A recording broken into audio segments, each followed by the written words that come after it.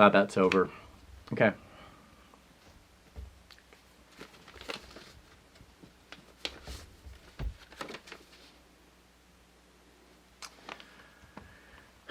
Oh.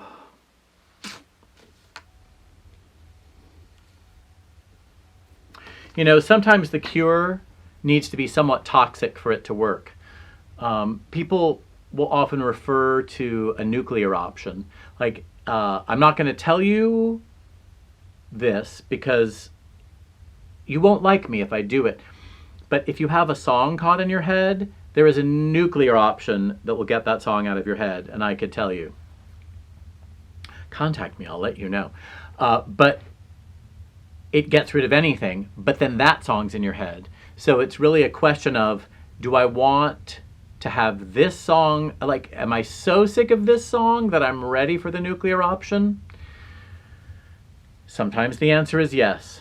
But again, I'm not going to speak specifically to this. I'm going to speak about probably one of my first experiences of knowing that the thing that cures the problem might be more toxic than the thing itself. So I was up in Traverse City, Michigan. I was spending a summer up there working, and 4 of us had a day off, and it was great. It rained the whole day on our day off.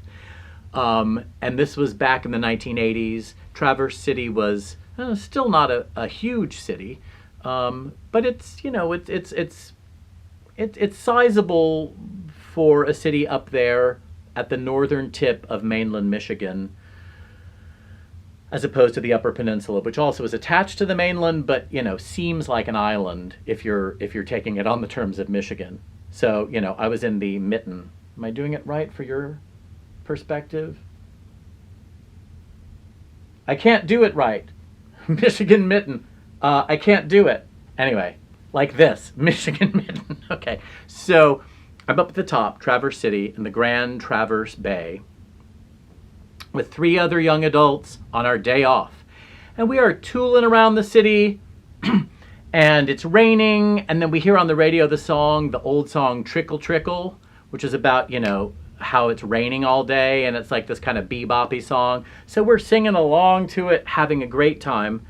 Went to a movie, went to a mock 1950s diner, which so beautifully matched the song we had heard.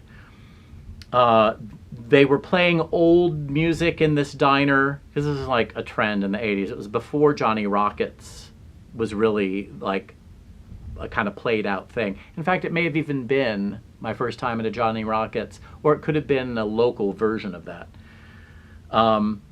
So they're playing the song Beach Baby, which I had never heard before, and oh my gosh, it's the most exciting thing. Here we are in the rain. And then we went to JCPenney, which in the old days, this is the best thing about JCPenney or Sears.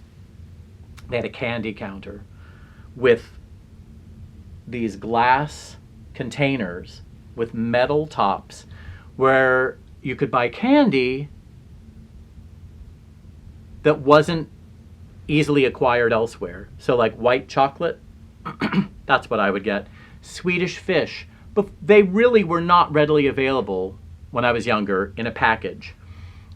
So the person at the candy counter would go in with a scoop and take out however many pounds or fractions thereof that you wanted of different kinds of candy. So I, of course, got white chocolate and Swedish Fish. And they were so delicious, especially the Swedish Fish. Tender and not chewy, like, oh, when is this thing gonna go away? But just like, just the like al dente Swedish Fish. They were really good, I promise you. And as twilight came upon us, which was fairly late because it's northern Michigan in the summer, I was doing this in the back seat with a woman named Emily. Emily, if you're listening to this, get in touch with me. And I'm in this side of the car as I remember it, but I could have been on the other side, I don't know. And I'm doing this, and Emily looks at me and asks, what? The Swedish Fish? And I said, yes. I have that kind of, and she said, the film? And I said, yes. I have that, filmy thing going on in my mouth. Now, it was worth it. Kind of like, eating something spicy and being like, yeah, my tongue's on fire and hurts, but it was worth it. Emily said, well, I have the cure for that. And she got out an atomic fireball, which is a red cinnamon candy that's pretty heavy duty with its cinnamon flavor, and pretty heavy duty with its red food coloring.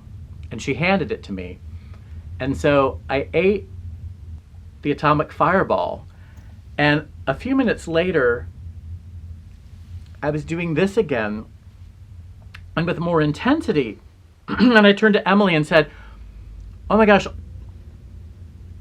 all I can taste now is this atomic fireball. I mean, it's like my mouth's just totally full of cinnamon, and the cinnamon film is everywhere. And she said, yes, but the fish taste is gone.